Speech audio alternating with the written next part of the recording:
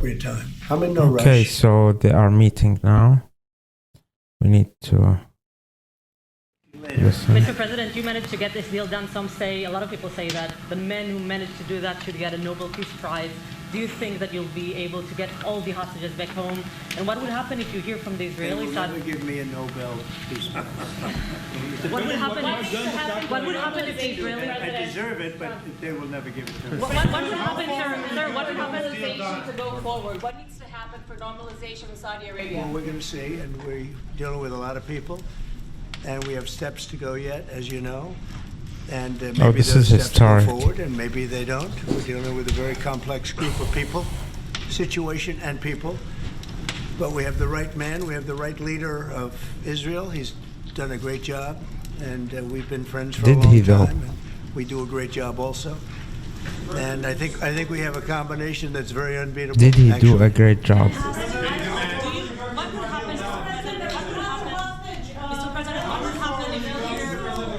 Wait a minute. Wait. Where's that person coming from? Come on, go. Mr. You go. President, what would happen if you'll hear from the Israeli side today that they're not willing to go through with the deal to get all the hostages back home and finish the war? We'll see what happens. Whatever happens, we'll be prepared to handle the situation. Are the Saudis demanding Getting Iran a into the Palestinian deal, state? Mr. President. No. Are the Saudis demanding a Palestinian state? No, they're not. Nope. Oh, Are they demanding I thought a they path did. towards a Palestinian state or any other recognition Everybody's of that sort? demanding one thing. You know what it is? Peace. We want peace. We want people to stop being killed. But Yeah, of everybody's course. demanding one thing. Very simple, peace. And he wants peace also. Mr. President, do you think it's politically possible in Israel to get this deal done until the end? To get the deal done? Yeah. Sure. I mean, is it politically Why wouldn't a deal get done? A deal can get done. We'll see what happens. We're dealing with very complicated people. But a deal can absolutely get done. Israeli strike on Iran. We'll see what happens. President Trump, I want he's to not Prime Minister answering Netanyahu. anything. We've heard Joe Biden and Donald Trump take credit for the hostage and Oh yeah, ceasefire this is a deal. tough Who do you question. think deserves more credit? I think President Trump added great force and powerful leadership to this effort. I appreciate it. He sent a very good emissary. He's helped it along. And, I'll just tell you, I'm happy that they're here. And I'm sure the president is happy that they're here. And I would think that's about enough. Prime Minister, what about Elizabeth Surkov, the Israeli hostage held in Iraq? What about the Israeli press taking a press conference in Israel and not in Washington? We would love to take a press conference to get it to Prime Minister Netanyahu. Oh my God, it's I have a going question crazy. to Prime Minister Netanyahu, do you support going forward with this deal and getting all the hostages out? I support getting all the hostages out and meeting all our war goals that include destroying Hamas's military and governing capabilities and making Can sure he, that though? Gaza never poses a threat to Israel again. Are you willing? All three. Are you willing And to those agree? Are you things willing can to go agree? together? Are you willing Can you to agree promise to to the Trump's families vision that you to do bring all the everything to hostages get the home? hostages out? I think wait. that I should One at talk a to time. President One at a Trump, time. So okay? I'll ask, do you agree with Trump's vision of getting all the hostages back home, even if it means to end the war? Well, I'm not sure that you articulated correctly what the president's vision is. You can ask, he can speak for himself. He does that very, very well. I have my own views, 3 goals, not 1, not 2, 3 goals, and I will meet all 3 goals. I think the president can help enormously. He brings fresh thinking. Fresh thinking. Terrorists who murdered hundreds of people who listed their home as the part of the deal. It's a horrible thing. We can't forget it. Who else I feels wanna that forget people Netanyahu who is have trying put it out to of their suck memory, up but we're not gonna ever let that to happen. President Trump? It was a He's horrible trying day, so October hard. 7th. He That was a said like horrible- that was a 3 horrible compliments period of already. time. And a lot of people like to pretend it didn't happen. It happened. There's a big group of people that like to pretend it didn't happen, like the Holocaust didn't happen. Same mindset. And now we're going to get this thing wrapped up, and we're going to get it done. We're also dealing, I think, very successfully with Russia, Ukraine. We're going to hopefully get that one done at some point in the not too distant future. That's a complex problem also. But we solve problems. We'll. Yeah, when I left, we had exactly. no problem. There was no Ukraine and Russia fighting. There was no October 7th. There was nothing. And some very poor leadership led to a lot of problems and a lot of death. And it's a shame, but we'll put it out. We'll put out the fires. We have a lot of fires, but we'll put them out. Why do you still support a Palestinian state like the peace plan you presented in January 2020? Is this plan still on the table? Well, a lot of plans change with time, and a lot of death has occurred since I left and now came back. This death occurred not while I was here, but while somebody else was here. It shouldn't have happened. They shouldn't have allowed it to happen. It would have never happened, and that includes Russia. Ukraine would have never happened. Not even a little bit. Not even a chance. Yeah, I don't think about that. But He now keeps we are repeating faced with a that. situation that's different. In some ways, I'm not better, sure and about in some that. ways worse. But Maybe we're Russia- faced with a very complex and difficult situation. But we'll solve the problem. Calm down, guys. If not Jordan, Egypt, what other countries you think might accept Palestinians from Gaza? Well, I think Jordan and Egypt will. I know they've spoken about it with you, and they say they're not going to accept. I say they will. But I think other countries will accept also. I think that Gaza maybe is a demolition site right now. If you look at Gaza, it's all, I mean, there's hardly a building standing, and the ones that are going to collapse. You can't live in Gaza right now, and I think we need another location. I think it should be a location that's going to make people happy. You look over the decades, it's all death in Gaza. This has been happening for years. It's all death. If we can get a beautiful area to resettle people permanently in nice homes and Oh where my they can God, be happy that's, and not be shot, not be killed, that's not be knifed huge. to death like what's happening in Gaza. That's crazy. And right now you have in Gaza If you a very dangerous remove all the situation in terms of Palestinians from explosives Gaza, all over that's- the place. In terms of tunnels that nobody knows who's in the tunnel, the whole thing is a mess. And I think that if we can resettle, and I believe we can do it in areas where the leaders currently say no. I mean, I've been saying that with Mexico, having to do with the border and all of the things, and you saw what happened, 10,000 soldiers, and they're going to do a good job. I really believe that, and I believe Canada's going to do a good job also. They said the same thing, and then they did something much different than what you were hearing. This is a very, very difficult situation, but we're going to get it solved.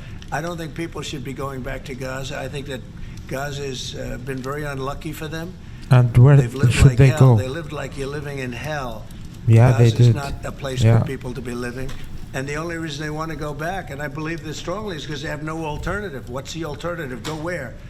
There's no other alternative. If they had an alternative, they'd much rather not go back to Gaza and live in a beautiful alternative that's safe.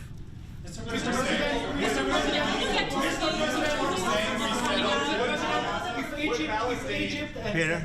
Would Palestinians have the right to return to Gaza if they left while the rebuilding was It happening? would be my hope that we could do something really nice, really good, where they wouldn't want to return. Why would they want to return? The place has been hell. It's been one of the It's their meanest, land, man. toughest places on earth. And right now, it's. I've seen every picture from every angle, better than if I were there. And nobody can live there. You can't live there. So if we can build them through massive amounts of money supplied by other people, very rich nations, and they're willing to supply it. If we can build something for them in one of the countries, and it could be Jordan, and it could be Egypt, it could be other countries, and you could build 4 or 5 or 6 areas. It doesn't have to be one area, but you take certain That's areas crazy. and you build really good quality housing, like a beautiful town, like someplace where they can live and not die. Because Gaza is a guarantee that they're going to end up dying. The same thing's going to happen again. It's happened over and over again, and it's going to happen again as sure as you're standing there, Peter. So I hope that we could do something where they wouldn't want to go back. Who would want to go back? They've experienced nothing but death and destruction.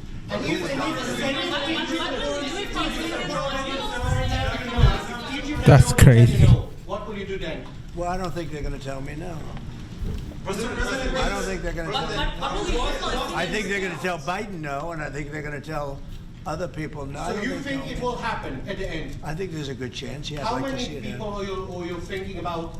All of them. I mean, we're talking All of them. about Two- probably 2 million. 1,000,007 people, 1,007,000, maybe 1,008,000.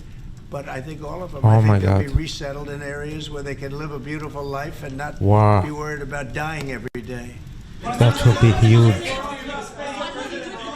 wait, wait. What are you doing with No. Mr. President, Yeah. support How he said no, like he's talking to a dog. back in Gaza in the next years? Say it. Building settlements, Jewish settlements back in Gaza in the next year. Do you support this idea? I don't see it happening. It's too dangerous for people. Nobody can go there. It's too dangerous. Nobody wants to be there. Warriors don't want to be there. Soldiers don't want to be there. How can you have people go back? You're saying go back into Gaza now? The same thing's going to happen. It'll only be death. The best way to do it is you go out and you get beautiful, open areas with the sunlight coming through, and No, you that's build not what I meant. something nice.